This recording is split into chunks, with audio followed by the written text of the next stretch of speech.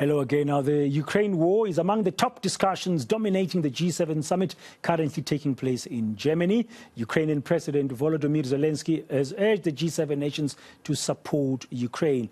Let's discuss this summit and get some insights from international law expert Professor Ander Thomashausen. Prof, good afternoon. Thank you very much for your time. The number of issues, of course, on the table, but the Russia-Ukraine conflict dominating headlines around the G7. Maybe we can begin there.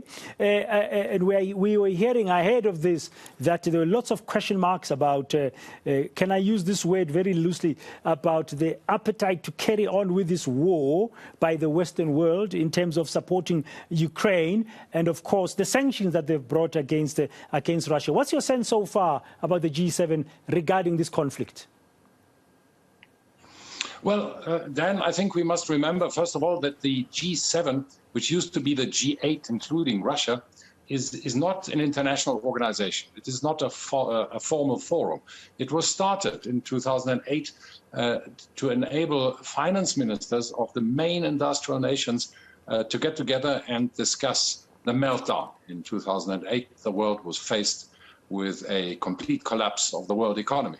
And so this is actually the core issue of now the G7, and many doubt already that it would make sense to discuss saving the world economy without Russia.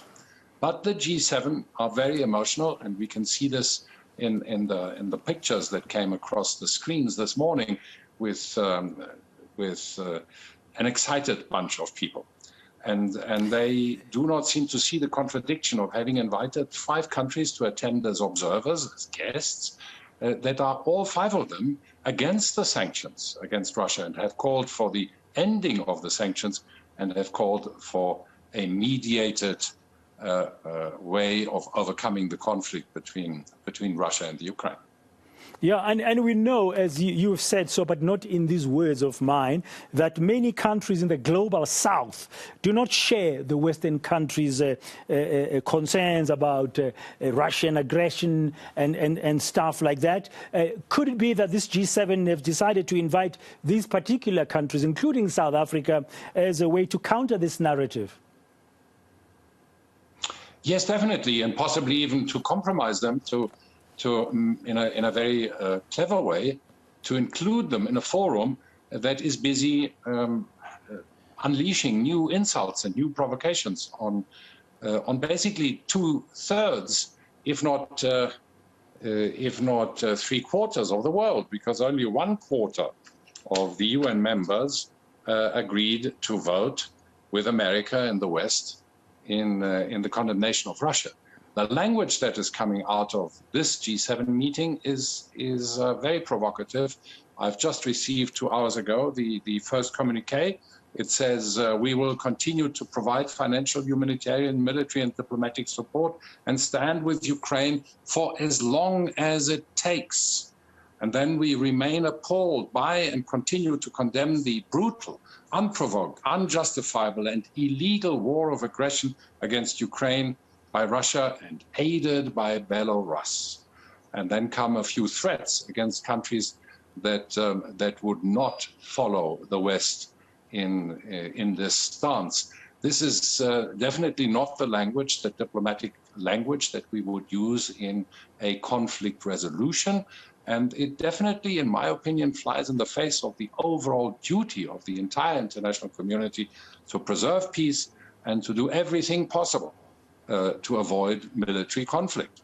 Are there voices within the G7 that are beginning to think enough of this war? You've just referred to a communique that you've received two hours ago. So, Professor, coming out of the G7, I'm just wondering if there is complete unity in the Western world for this war. Well, definitely the politicians are beginning to feel an isolation. Increasingly, the voters in Europe are beginning to ask themselves why this insistence on continuing to pour arms and money into the Ukraine. Some cartoonists have shown Biden saying, we will fight this war until the last Ukrainian will have died. This is very cynical and sinister.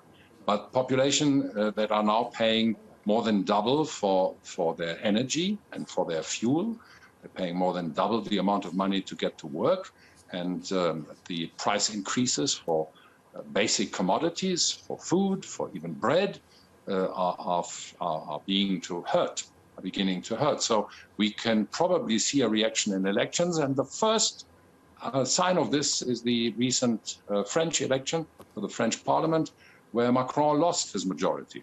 And so it is also Macron who is the one who is repeatedly seeking to come back to a dialogue, to come back to trying to understand better why are the parties in this conflict why are the fronts so hardened? Why is there no willingness to agree to a ceasefire? Why is there tit for tat? The world is screaming that Russia is holding Africa to ransom by not allowing the grain to get out and get to Africa. But the truth is that the port, the essential port by which the grain has to leave, has been mined by the Ukraine. And Zelensky is refusing to lift the mines because he says, if I lift the mines, then the Russians could attack me. So this is a classic case where the conflict is really inflamed, and people are not reacting with a cold, rational approach. In the last few minutes I've got with you, Professor, I just want to come back closer home now. President Ramaphosa, among the leaders of India, I think is there, Argentina, as an example, and Senegal, 2 African countries, in addition to be part of the outreach discussions, as they are called. As that is happening, the G7 summit announcing this deal of $600 billion for investments in infrastructure development for low to middle income countries as a way to counter China's Belt and Road Initiative. So this countering. Now, Ramaphosa is part of BRICS.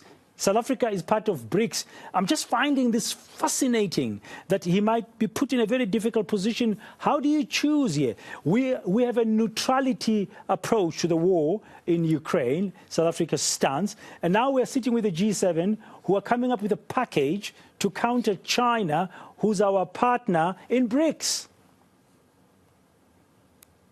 Well, the first absurdity here is we should rather invest 600 billion if we had them. Nobody has that kind of capital available. But if it was available, we should invest them in cooperation, in working together, in strengthening the road and belts and the communication and the transport links between countries for the benefit of all. Only 10 years ago, everybody accepted that globalization was the key to progress and to higher standards of living everywhere. Now we are building a new iron wall, a new terrible divide that will run through the world, east and west. And I think Europe is very nervous because they are losing their huge influence basically as a center of technology and civilization, because the BRICS are becoming a counterweight, and the BRICS are being enlarged. Interestingly, the 5 countries invited to the G7, 3 of them are not yet BRICS members, but will soon be BRICS members.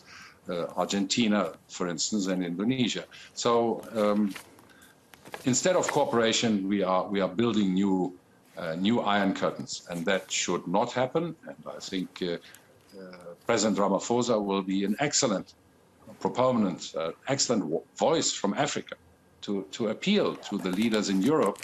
Let us work together and not against each other. Okay, Prof, finally, just put on a South African lens and pretend you are the president's closest advisor, and now you're leaving the G7 summit, coming back home. What would or could success, if there will be such a thing, look like for South Africa having participated in this latest G7 meeting?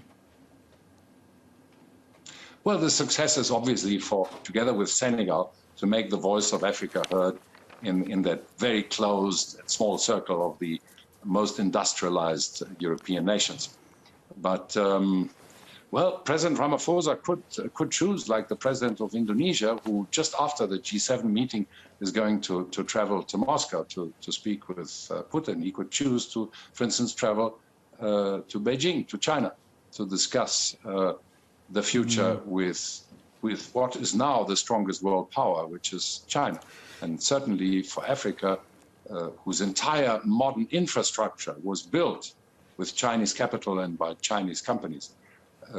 Certainly for Africa, it is very important that China doesn't become the next enemy of the so-called West. Thank you very much for your time and insights, as usual, this afternoon on Today on eNCA, Professor Ander Thomashausen. Now,